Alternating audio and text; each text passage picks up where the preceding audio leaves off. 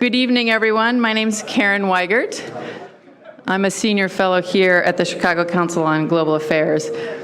And it is my pleasure to welcome everyone for today's program, U.S. Climate Policy at a Crossroads. And I'd like to extend a special thank you to the Energy Policy Institute at the University of Chicago for partnering with us on this event. Also, thank you to our members in attendance today. Your support makes programs like these possible, and if you're not a member, please consider joining. Today's program is part of the Council's work broadly on global cities, so save the date for the 2019 Chicago Forum on Global Cities. That'll be June 5th through 7th. And I also want to call your attention to a recently released report, Building Urban Futures, City Carbon Actions Anchored in Building Codes and Standards, which is available at the Chicago Council on the website, thechicagocouncil.org. So, before we start, views expressed by individuals we host are their own. They do not represent institutional positions or views of the Council. Today's program is on the record. It is being live streamed, so please silence your phones, but keep them handy because we'll be taking questions through the online survey technology and the link to which you can find on the screens. But basically type CHI-CNF-IO into your device browser and select today's program, and you can submit your questions for consideration. So today's program, U.S. Climate Policy at a Crossroads, is incredibly timely. As reported by Juliet, Eilperin, our moderator, and her colleagues at the Washington Post, last week the administration's own scientists projected that the globe is on a path to a 7-degree increase in Fahrenheit temperatures due to climate change. This information was used to help justify President Trump's decision to not take action to reduce emissions from vehicles, and that stands in stark contrast to policies elsewhere in the country, most particular in California. So we have some wonderful speakers to help dive into that tonight. Mary Nichols is the chair of the California Air Resources Board, where she's served since 2007. She also served in that role from 1979 to 1983. Mary also is the assistant administrator for the United States Environmental Protection Agency's Air and Radiation Program under President Clinton. Michael Greenstone is the director of the Energy Policy Institute and the Becker-Friedman Institute and serves as the Milton Professor in Economics at the University of Chicago. He previously served as the chief economist for President Obama's Council on Economic Advisors. And finally, our moderator tonight, Juliet Eilperin, is the senior national affairs correspondent at the Washington Post. She worked as the Washington Post's national environmental reporter for 9 years, covering climate change, oceans, and air quality. And she's the author of Fight Club Politics: How Partisanship is Poisoning the U.S. House of Representatives. Following the discussion, there will be audience Q&A, so don't forget to submit your questions using the CHI-CNF-IO information. So with that, please join me in welcoming Mary Nichols, who will share some introductory remarks. She'll then be joined on stage by Michael Greenstone and Juliet Eilperin. Thank you.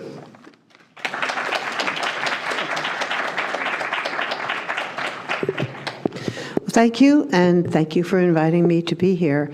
I work in the state of California, and I have for a long time, and I work for a governor who has made global warming one of the very top items on his agenda. He's been interested in energy policy ever since he first started working in government, and of course there's a very close connection between energy and the global warming, but he's also been quite passionate and outspoken on the topic of air pollution and the international implications of dealing or not dealing with our air pollution problems. So I came into this field in the 70s when the U.S. was really just beginning to grapple with the problem of air pollution in our urban areas, when Congress had just passed the Clean Air Act and when states were under an obligation to prepare plans to show how we were going to reach national health-based standards.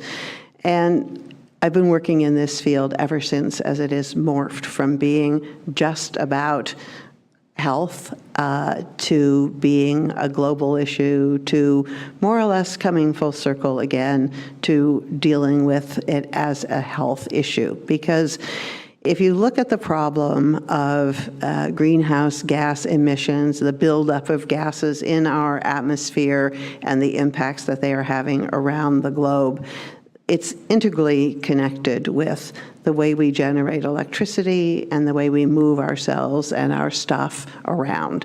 It's all about energy and the way we use or misuse energy, but the impacts are on people in the communities where they live.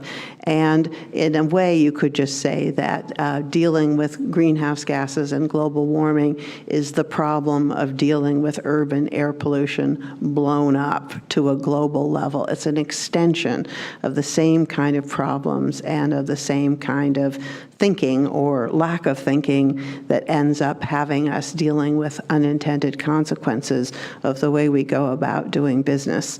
So we in California have had a policy of trying to address the issue as if we were a member of the United Nations, going back to the time of the Kyoto Treaty, when California decided that we would set a goal, our legislature decided that they would set a goal to reduce emissions from our state by what our equivalent share would be if we were a country. And it's not an unreasonable thing to do, because California, as an economy, is bigger than most of the economies of the world. Depending on what month you're looking at, we're either the 4th, 5th, or 6th. Right now, we're the 5th largest economy in the world after the United States, but ahead of France, for example. So we can be expected to be able to address big problems. We're also a state that's very heavily dependent on trade. Our biggest industry is not agriculture or movies. Our biggest industry is logistics. It's moving things through our ports, airports, and rail yards. And so as we're big consumers, we also have an ability to deal with a large-scale problem of interconnectedness.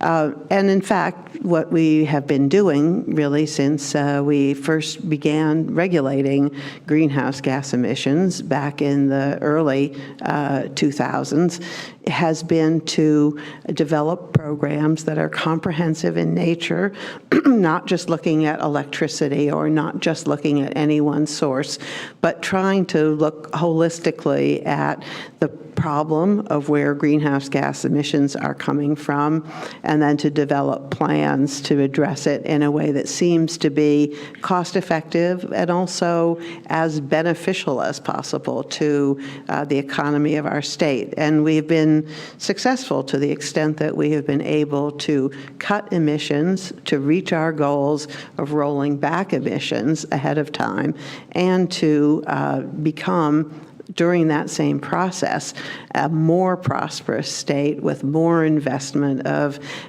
capital coming in, particularly into our high-tech and clean-tech industries.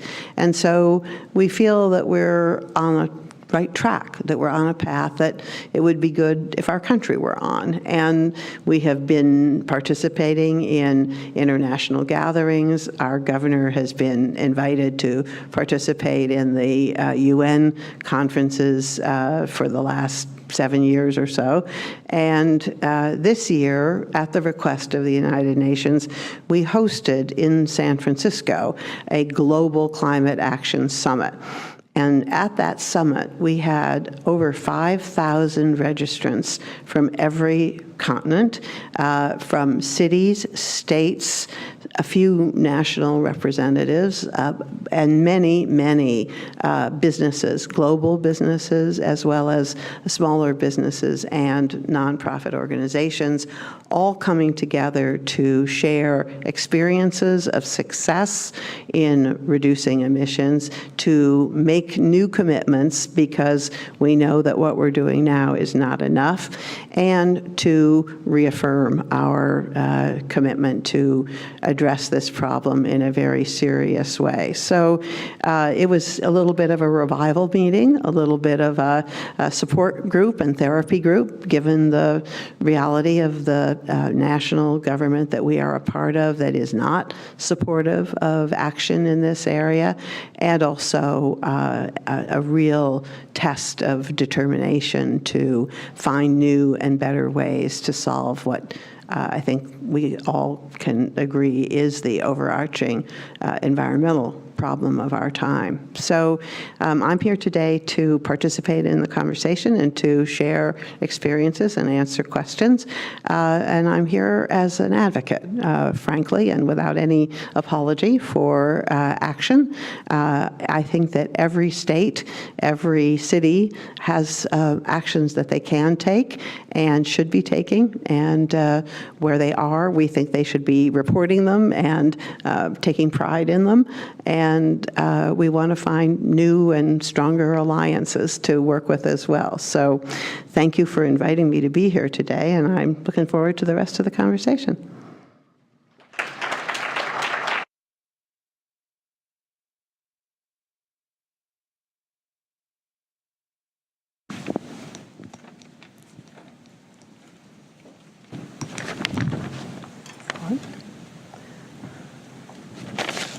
Thanks so much, Mary, for those opening remarks, and we'll just get straight to questions. No one who's been following energy and environmental policy over the last couple of years could miss the key role that California is playing in this country, and obviously you alluded to some of those commitments that Governor Brown has made, including recently signing a legislation pledging to move to 100% renewable electricity by 2045. And so I thought that you could maybe talk us through about how does California put together the mix that's essential to reaching that decarbonization goal, and then Michael could talk about where both the potentials and the obstacles in pursuing that strategy. So if you could start. Clearly, every state has its own unique set of resources. We don't advocate for everybody to do things exactly the same way that we did. But we started out this effort to address the problem of global climate change from a baseline of having already removed coal from any part of the mix that we burn in California. So that sounds great, right? We had to get rid of the coal because we were getting rid of the air pollution. But there's a problem there, which is that we, in fact, are quite dependent on coal-fired electricity. It just gets imported from other places. So when we first started on this task, one of the things that was very clear from the legislation, AB 32 was the foundational legislation that committed us to achieving a rollback to 1990 levels by 2020. And we agreed that we would be responsible for reducing emissions from out-of-state sources that serve California and not just to look at what's going on inside the state. So we had to develop a program that was a mix of measures, which was designed with a lot of input, not only from electric utilities and from advocacy groups, but also from experts from our university system and people who weighed in around the world. And what we ended up with was at the time, what seemed like the most aggressive renewable electricity standard imaginable, which was 33%. That was like huge. And also a program that would put a cap on overall emissions and allow for trading of allowances underneath that cap. So we have the cap and trade program in place. And we have some other measures that are also designed to reduce the overall carbon content of the energy mix. But the bottom line is that we started from a baseline where we had already done a lot to replace the highest carbon sources. And the goal was to push particularly the Southern California utilities over the edge to phasing out their dependence on coal and to add on a lot of new renewables into the mix. We already had a considerable amount of solar, both central solar and rooftop solar, that had come in as a result of previous policies, but we were adding on to that, adding more wind as well, and looking at other renewable resources as well. So this has been the result of a long-standing effort. And I also should point out that efficiency has been kind of at the heart of this program, really going back to at least the 70s, where California was growing in population, our economy was growing, and there was a need to look at just building new power plants. And were we going to have a proliferation of power plants up and down the coast? And decisions were made going back that far to to really pursue energy efficiency as a goal from the get-go. Got it. And Michael, when you look at, again, kind of what everyone I think would say is a heavy lift of the transition that now California is committed to, how do you see that landscape playing out in the Yeah, next? no, I think it's, Mary's very right to bring up some of the history and to level set. If the world is really going to do something about climate change in a meaningful way, you can't go from 0 to 100 miles per hour. There has to be a lot of experimentation, and I think California has served historically as a very important laboratory, both for environmental policy in the United States, but I think increasingly so for climate policy.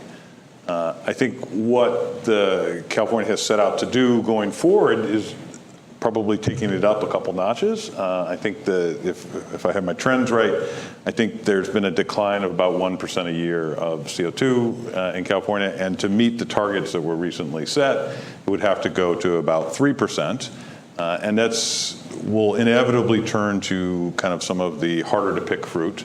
And I expect that there's going to be a lot of learning along the way, and I think we probably all owe some debt to California for being willing to do it, and honestly willing to do it in, the first person who does it often has to do it in a more costly way than the next person, and I think that it's, in many respects, is a laboratory that ideally the world will be able to learn from.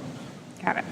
And so exploring, for example, some of that harder to pick fruit, one thing that certainly comes up is the electric vehicle issue. And so just yesterday, we had 2 announcements out of California that shows both the state's emphasis on electric vehicles as well as some of the challenges, which is that on Wednesday, a VW unit, Electrify America, announced a $200 million plan to increase EV charging infrastructure in the state, right, which included a plan to add fast charging stations to some areas, as well as make investments along highways. And that same day, you had the official launch of a nonprofit group called Velos, which I guess is a coalition of automakers, state officials, and utilities, talking about a public awareness campaign, Electric for All. And I was wondering, what do you see those 2 rollouts in California saying about how you're going to achieve that target, which is 5 million electric vehicles on the road by 2030, correct? Sure. And how you'll get there? Well, first of all, the fact that those 2 announcements came at the same time was an accident. It did not happen by that was design, not actually. But it worked out extremely well, and it helps to kind of tell the story, because Electrify America is an offshoot of Volkswagen. It was created to be an electric charging company after we and US EPA, but led by California and a couple of universities and nonprofits, caught Volkswagen in a massive scandal, what became a massive scandal involving misrepresentation of emissions from their diesel vehicles.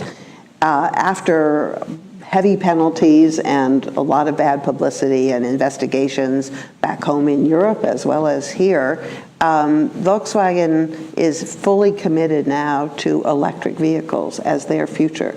They want to be a global company. They want to give every other company in the world a run for their money. They want to be number 1, and they were going to do it through electric vehicles. So part of their settlement with us was to put some money into a voluntary program to increase the amount of electric charging in California, because they knew that the state was very committed to the goal of transforming our vehicle fleet to be 0 emissions.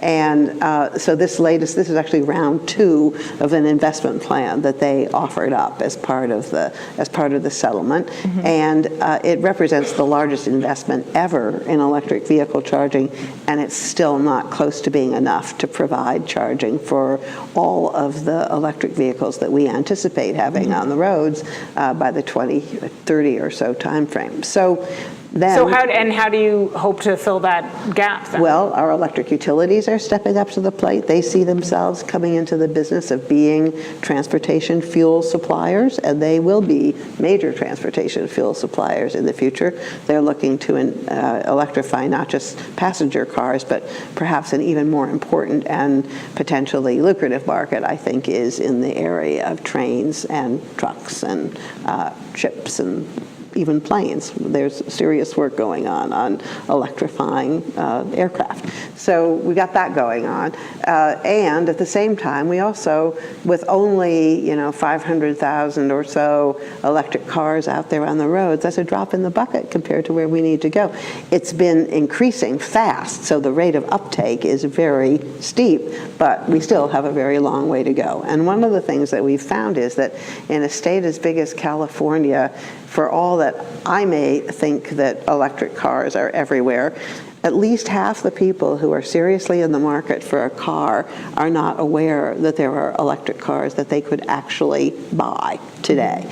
And there's reasons for that. I mean, one is you've got to see a lot of them to actually have a sense that they're out there. Like you go from like really to wow, they're everywhere. And there's a tipping point in there somewhere, and we're not quite there yet. If you live in certain parts of LA or San Francisco, maybe you might have seen a bunch of different electric vehicles, but you don't see them being advertised very much. And one of the reasons for that is because the auto companies, even though they know that that's where their future is, they're saying it, and they're putting their money where their mouth is now in terms of their research and development and plans for the future, but they still don't make any money on them yet. The costs of the batteries are high, the costs of the getting into this market are high, and so they're in this kind of weird position where they don't quite really want you to buy an electric car if they could sell you a small truck instead. There's going to be more money there. So what we've done with this new nonprofit, which most of them have joined as members and are putting money into, is to say, okay, the state and the utilities and others, many cities who have a vested interest in this change happening, we're going to help with a campaign to raise public awareness of these vehicles. And we're not just going to talk about how good they are for the environment, although they are. We're going to talk about what great vehicles they are. Because for all I can get angry at the car companies from time to time, and I do, they have done a terrific job of designing and producing excellent vehicles that you could actually go see and drive, that are fun to drive, they are great to handle, they have terrific acceleration. Many things about these vehicles are aspirational, and they should be getting some reward for that. Got it. So I think we've learned that Mary could have a future as a car dealer if that is what she chooses to pursue. I drive them myself. But which car would be in the front window. Exactly. So talk us through some of the economics of this. I think actually this is like the electric vehicles is kind of a perfect encapsulation of what I see California doing. So if we want to attack the climate problem, I think there's really two things that should be focused on. One is pricing carbon emissions so people want to do less of it. And the second is trying to make sure that we have technologies that are available to help do that in a low-cost way and in a way that benefits not just the people who invent the new technology. And so I like to think of, I have two sides of my brain. My first part when I started listening to well, wait a minute, can't we really have a very targeted carbon emissions policy related to gasoline? And wouldn't we be happy if internal combustion engine cars got much more efficient? And I agree with that part of my brain. But the other part of the brain in solving the second problem is the truth is the electric vehicles really aren't up to speed right now to solve the climate problem today. But it's hard to imagine major progress. It's not impossible, but it's hard to imagine major progress on the climate without electric vehicles really being ready to be used by lots of people. And so these kinds of policies, I view them as trying to drive down the costs and improve the technologies that underlie these cars. And so I think, again, in that spirit, probably in the happy state of the world, we're all going to owe a big thanks to California's aggressive efforts to expand electric vehicles. And it's not just in the technology, but I think it's also in some of the issues Mary talked about, the cultural acceptance of the cars, and certainly dealing with charging infrastructure as well. Got it. So just staying with cars for a moment, just last month, the California Air Resources Board took an action aimed at conveying to the automakers that even if the federal government is freezing fuel efficiency standards for cars and light trucks for 6 years, California is not, when the board clarified a provision that tells companies that they will only be able to sell vehicles, quote, deemed to comply with state tailpipe standards as opposed to federal ones. Mary, could you start by explaining what that means, as well as give us a sense of the status of the ongoing negotiations between California and the Trump administration over this pending proposal? Well, so the standards that we're talking about here are standards that were adopted when President Obama was in office, and they were negotiated with the auto industry, but it was a time when General Motors was just emerging from bankruptcy proceedings, and other companies were very much in a precarious financial situation. California had already embarked on our efforts to try to reduce greenhouse gases from vehicles, and we had set a tailpipe standard. We don't regulate fuel efficiency directly. We can't. Legally, we're preempted by the CAFE law from doing that, and we've tried very hard to draw a clear line, even though there's certainly a relationship between fuel economy and greenhouse gases, but there are other things that also contribute to a car's overall carbon footprint, including the air conditioning systems and other components of the vehicle, et cetera. Okay, so we participated as a state that was already setting standards, along with the two main federal agencies, in setting standards that were intended to go from 2017 out to 2025. And the car companies, all of them, the domestics and the imports, agreed to this set of standards, which would have us by 2025 having a corporate average fleet fuel economy of what was considered to be 51.5 miles per gallon. I'm not going to get into how gnarly these numbers are, because they are. They're sort of two separate curves. One is for light vehicles, one for heavy vehicles, well, et cetera. But the bottom line is here that we agreed to doing a midterm review, that would take the vehicle standards from 2021 to 2025 and say, okay, is the technology evolving? Can the companies meet these standards? Are they really okay? And this was done in the last days of the Obama administration. And the EPA administrator at that time and the head of DOT announced that the standards were in fact feasible, they could be met, and they should go forward. Fast forward to the election, President Trump comes in, he meets with the heads of the auto companies, and they say, nope, can't do it, it's too expensive, people are buying too many trucks and not enough small cars, so we need relief. And that's what now started us on this path to have a proposal for a rollback of the standards that has now come out of the Trump administration. We, as California, had given our consent to the federal standards by saying we'll let the companies comply with our standards, which are more stringent. If they comply with the federal standards, we'll call that they'll be deemed to comply. And now that this is no longer going to be the case, apparently, we wanted to signal that that was not going to be acceptable as far as we're concerned, which really takes away one of the main benefits that the auto companies got from these new standards, which was one set of standards that they had to comply with.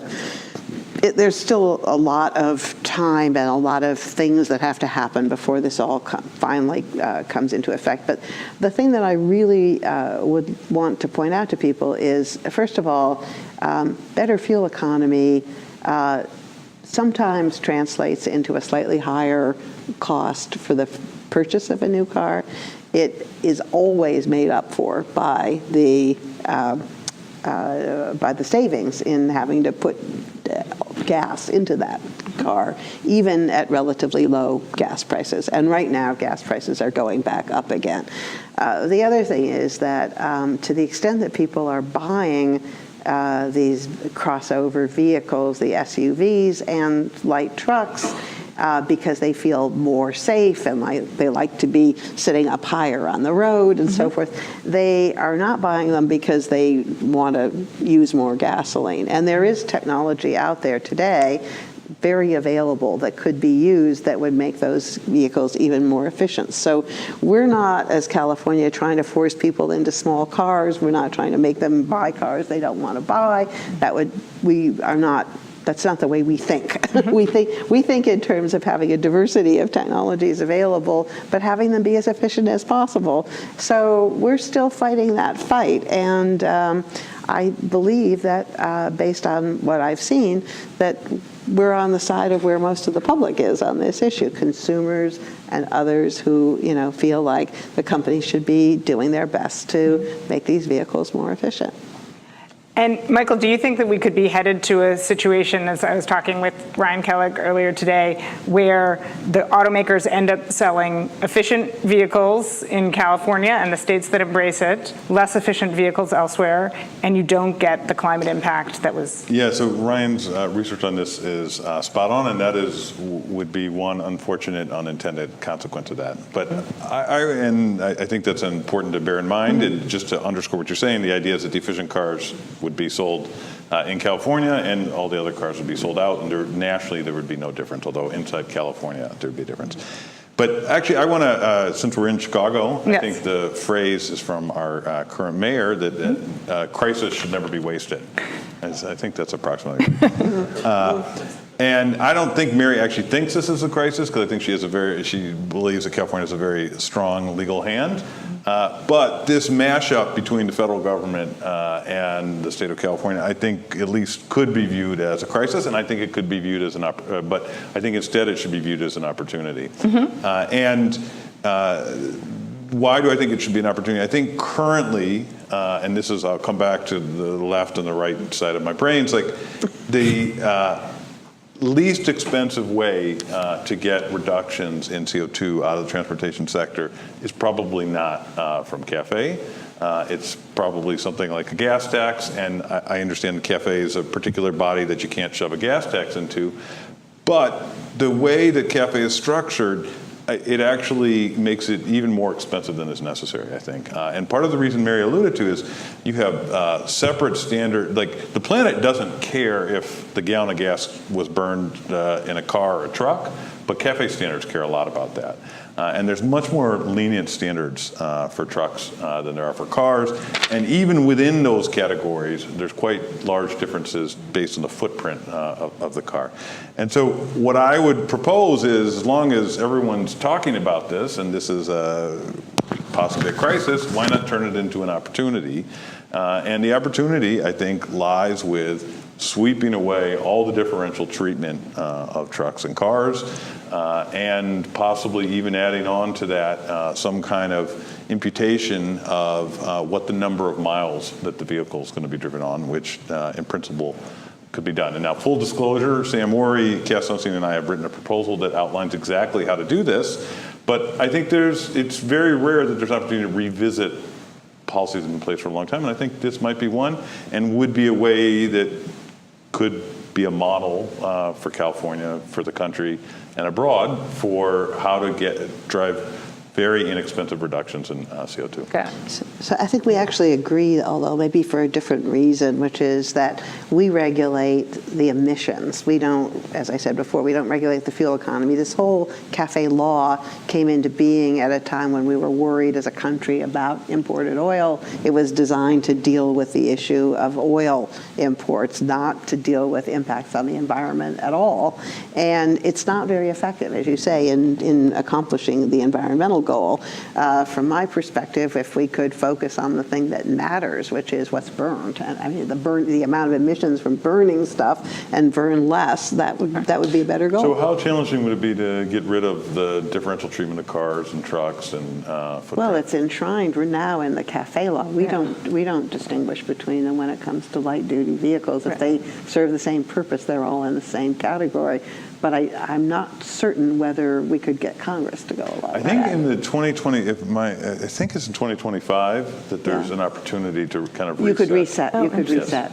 And as you know, these things have to, they don't appear overnight, so the Right. foundation has to be laid early. There you go. So staying in Chicago, since we're here, and in Illinois more broadly, where there's a gubernatorial race underway, obviously we'll see what happens next month. But if you were, for example, advising whoever is governor in in 2019, Juliet, and since we're in Chicago and I sensed you stumbling, it's J.B. Pritzker is running. Oh, no. I was just not. No. I know who's running. I was just not. I was trying to phrase it broadly. Just in case you didn't know. There are more than two candidates. We could get into third-party candidates, but I'm not going to do that. You could stick with Pritzker and the current governor.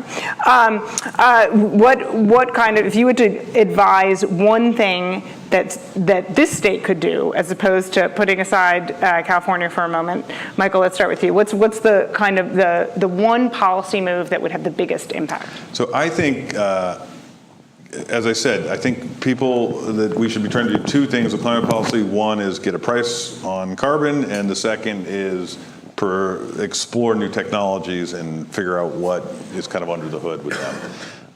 And I think California's done tremendous, the world will end up, when they write the history book, will owe California a great debt of gratitude for pushing forward on a lot of the technologies. I think what we don't have a great laboratory for is what would happen if you took carbon pricing uber seriously and really set up a stringent cap and trade market without backup policies. That mandated reductions in particular areas, but let the free market sort out where the cheapest reductions could come from.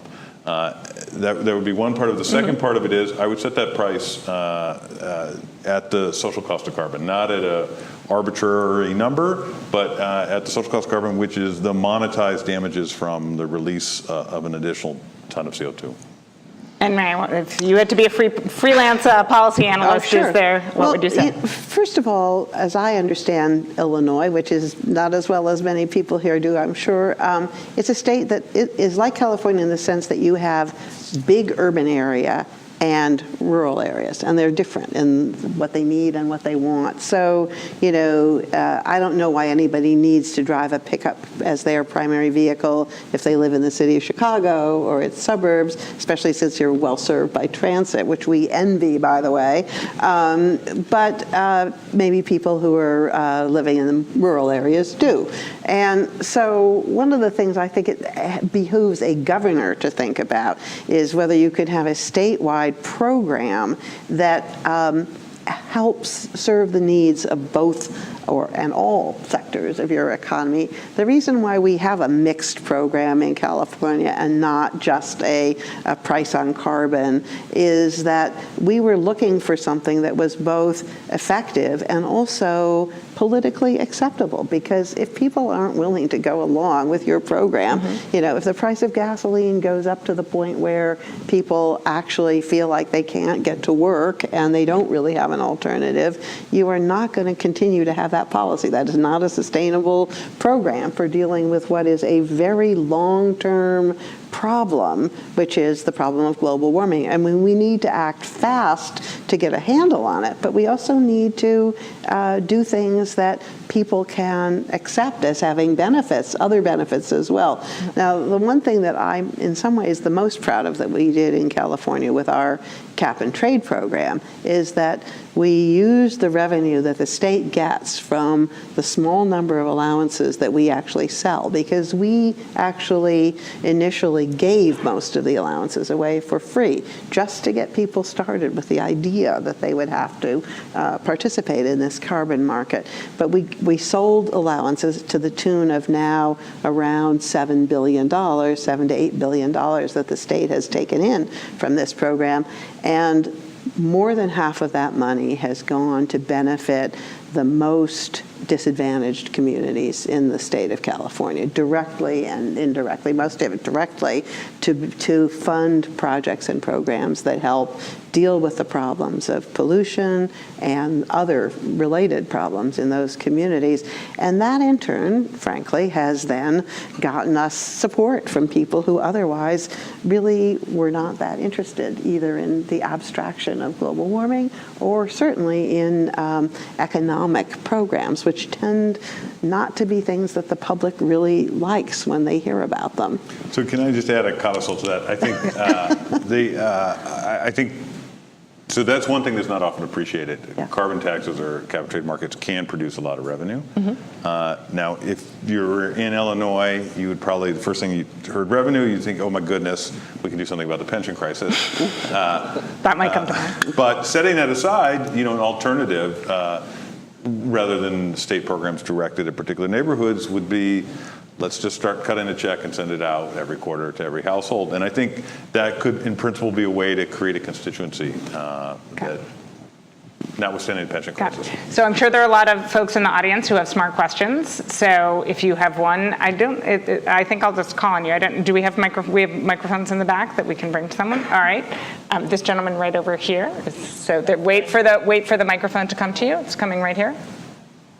And go ahead. Thank you. I'm with the Sierra Club, and we run one of our campaigns, which is to lower VMT, which really hasn't been mentioned here. So let me put it this way. What if we built our future infrastructure to require less driving? We're not going to disallow driving, but like Chicago, you don't have to drive as much here. And we maintain you could probably reduce driving by 30 or 40%. And then if you do that and also reduce oil usage, that's a multiple and you end up pretty low. So can you comment on that? Thank you. Sure. I think it's a great idea. I think it's a great program. We're trying now to retrofit transit into places where the cities weren't really well equipped, and a lot of growth occurred in places where, and continues to grow in places where people are literally building out into forested areas and running risks of fire. And it's all about land use and about the relationship between the state government, which doesn't regulate land use, and the cities that very directly do, cities and counties who guard their land use authority very strictly. And one of the things that they can do now, and many are doing, is to take a look at how they can make their cities run with less cars, fewer cars. I appreciate the question. Probably my instinct would be, rather than design something to take on a particular form of emissions, just have that reflected in the price of gasoline, the carbon damages, and then let people figure it out from there. But got it. And we have a question here.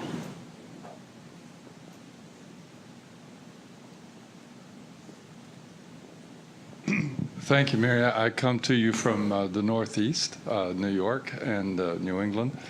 And the most exciting thing that's going on there is we have now committed ourselves to about 10 gigawatts of offshore wind. Yes. And as the numbers of offshore wind have increased, the prices come down. So in the latest European auctions for large-scale offshore wind, we're down to 5 cents, 6 cents per kilowatt hour. Is that something that might happen in California?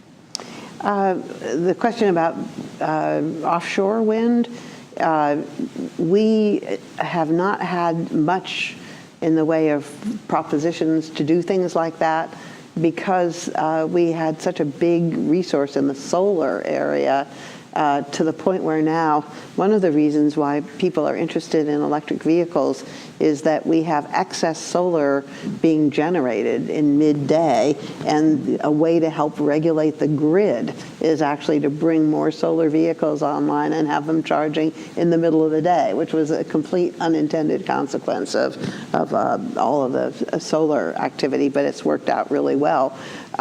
So we have not been building a lot of new power plants, period, but we're looking now at increases in things that need electricity and also at the cost of offshore coming down.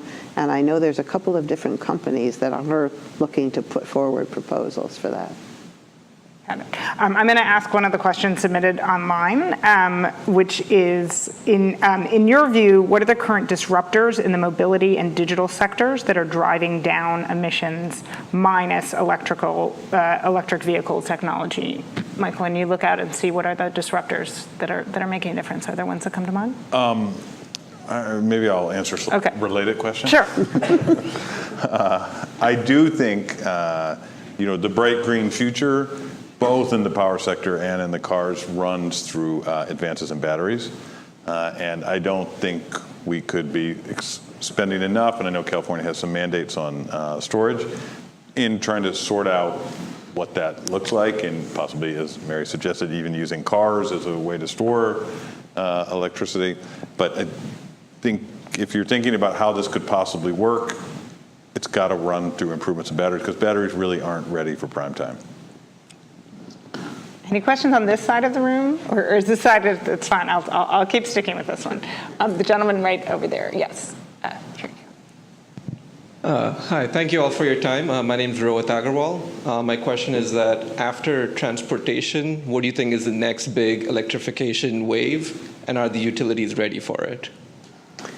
Well, we're looking at potential for replacing burning of natural gas to heat water or swimming pools or homes with electricity as a likely strategy that's going to evolve in the pretty near future. I guess I would say, by the way, in answer to the previous question, that the biggest disruptor is not necessarily technology, although there's lots of new technology coming and needed, as much as it is attitudes on the part of the rising generation that don't want to live in places where they have to drive at all. I mean, everybody I know who has kids who are in their 20s and 30s is saying that those kids want to live in places where they don't have to have a car, and many of them just don't, and they will choose to live a different way. And if they all take Lyft and Uber, and if the Lyft and Uber vehicles are actually zero-emission vehicles, then we could see a pretty great improvement in emissions. Can I ask, because you'll have much better visibility into this, it seems like as California ramps up its ambitions, the industrial sector seems like largely untapped. So I wonder what you're...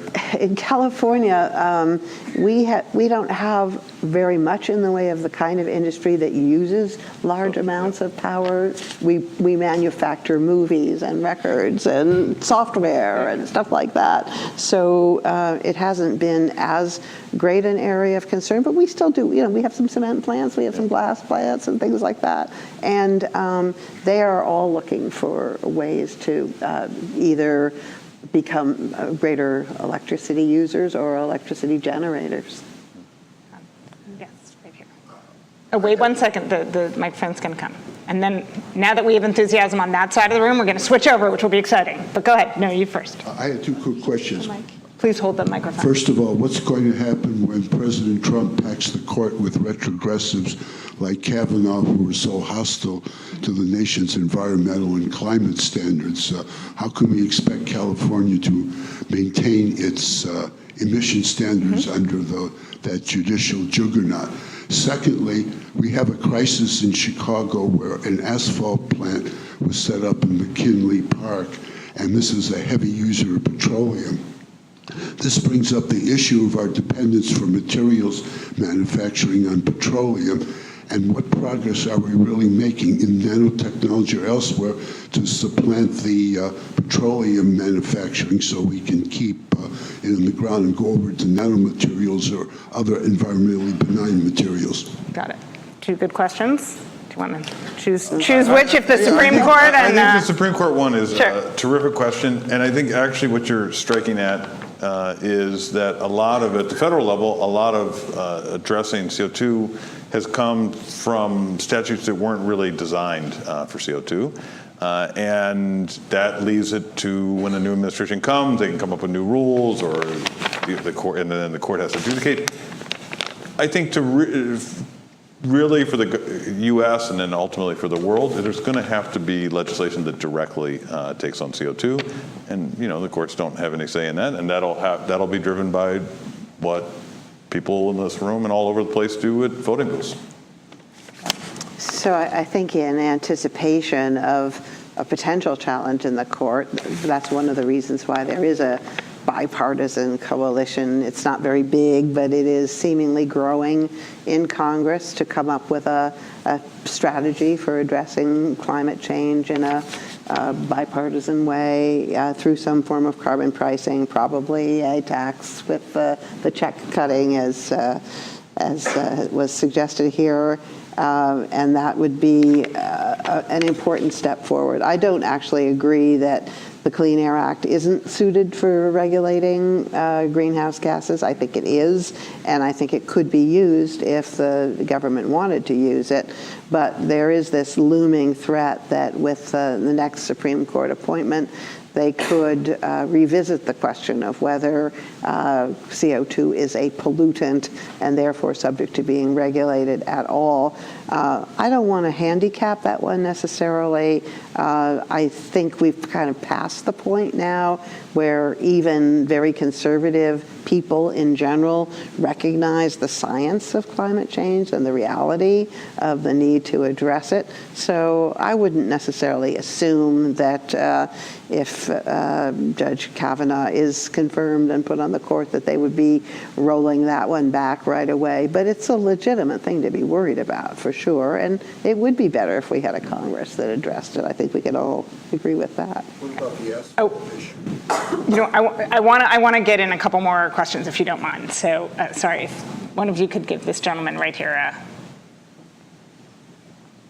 How big a role do you think nuclear energy should play in our future climate policy? It seems a lot of people are pretty frightened of that, but it could be a useful tool. You want to take that one? Sure. It'd be very interesting your perspective. Well, I mean, California doesn't have much prospect for new nuclear plants. In fact, we're in the process of decommissioning. One is already down and another is going to be decommissioned. We do import some nuclear energy. We have a law on the books that prevents any new construction until there is a federally certified program to take the waste from the nuclear plants. This shouldn't be an insurmountable obstacle, but it has been up until now. There is a new revival, clearly, of interest in new technologies because of the fact that nuclear doesn't use carbon. But I think beyond the fear factor, which tends to get exaggerated in both directions, in my opinion. There is an issue about the life cycle cost of nuclear power. It's not like you're just taking power or taking electrons out of the air and using them. You need uranium to do it, and uranium mining is not exactly an environmentally friendly industry either. So I think it's, to the extent I could be the czar of all of this, I guess I would want to do a really full analysis on a cradle-to-grave basis of all these different options. So I'd be happy to be that czar. I think current nuclear technologies are out of the money, and it's not close. And so we can talk about it and note that it has zero carbon, subject to some other issues, but it's kind of, it's slightly overstated, but it's in the neighborhood of talking about like buggy whips or something like that in the United States. Having said that, I think there are a lot of new, smaller nuclear technologies that the advocates at least contended appear promising. And in terms of turning over every rock that we can and finding out where there's inexpensive carbon-free energy, I think the government should have a robust R&D program that helps kind of find out what's under those rocks. And another question right here, please. This woman here. Hi. So electric vehicles are really expensive. How do you ensure equitable access to electric vehicles and other forms of alternative energy? one of the things that we have done with the funds that the Cap and Trade program generates is to look at ways that you can put electric vehicles into programs that benefit people who are low income.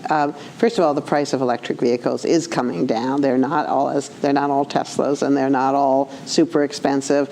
And the cost of ownership is a factor if people can get over the initial. But we are actually putting money literally in the hands of drivers to buy new electric vehicles in the form of rebates that are funded through the Cap and Trade program. And we now have a number of programs that are working to put cars into ride sharing and ride hailing services, which is now how a lot of people are getting their transportation as opposed to just through personal vehicles. You know, I'll just repeat what I said earlier. I think we're all, in the end, going to owe California a big thanks for helping the world to uncover what these technologies, electric vehicles included, are like, how expensive they are, how much people like them. On their own, unsubsidized, you know, they're already, small market share would be much smaller. But, you know, with a new technology, that's not terribly surprising.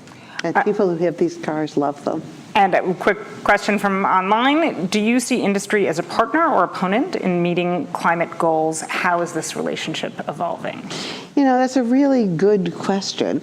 I would say that in the interests of solving this enormous problem, our state and other places that I know of have really become much more interested in finding ways to collaborate with the private sector than just to be arm's length regulators. That's partly because we've learned some new tricks over the last years of dealing with air pollution and recognize that there are places where incentives can do better than direct regulations. We need some of both. And industry will tell you, including, you know, on these standards that we were just talking about for the vehicles, a level playing field and some kind of a floor on what can be emitted is something that they like. They actually are comfortable with being regulated because they think it helps make the competition fairer and gives everybody a better signal about what is wanted. But at the same time, we need new financing tools too. Everybody who left Paris a couple of years ago after the great big summit said, okay, the world has now signed on to these big goals and governments are going to try to enact them. But in reality, it's going to depend on whether we can get huge amounts of money into developing the clean technologies and investing in the countries that are growing, where demand is growing, to make sure that they get that development and it's as clean as possible. Got it. Yeah, I think Mary raised a very important point I wanted to bring up earlier. Sometimes we can get kind of a tunnel vision on, well, can we get climate policy right in California or Illinois or Chicago even, or the United States? But it is global climate change, and almost all of the projected growth in energy consumption is going to come in today's developing countries. And California can afford to have electricity rates that are higher than other parts of the nation to kind of pursue exploration of a lot of these ideas. But in developing countries, I think that, you know, the calculus looks a lot different. And for them, the notion that it looks like a good bet to buy a zero carbon energy that costs twice as much or sometimes 3 times as much as a carbon one that has carbon emissions, that can be a very challenging sell. And I think that's why it's so critical that there be other entities besides California joining in the search for R&D that helps drive down the costs and gets that differential closer. Got it. Do we have another question for the audience? Time to wrap up. How about right here? Yep. The microphone's going to come to you. Yep. Thank you. Thank you very much. We talked about transportation and energy. Where does California fit in the recycling and generating energy from recyclables? Sweden is leading in the world at the moment, but I'm seeing less and less people are even recycling at this point, so it's a concern.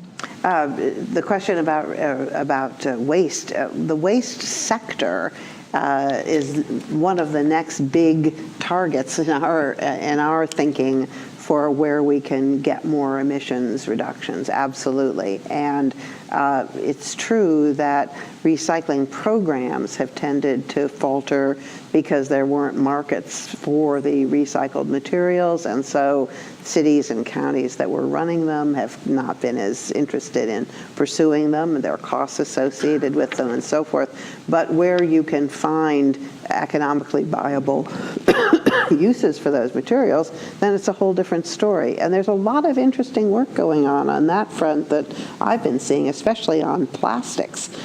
People finding ways to take waste plastics and reformulate them into other things to the point where, you could envision a situation where we wouldn't have to be using any petroleum anymore to make plastics, and where you could use those for other, it's all chemistry, but it is also all the economics, and it takes a focus on pricing and policy to make those things happen.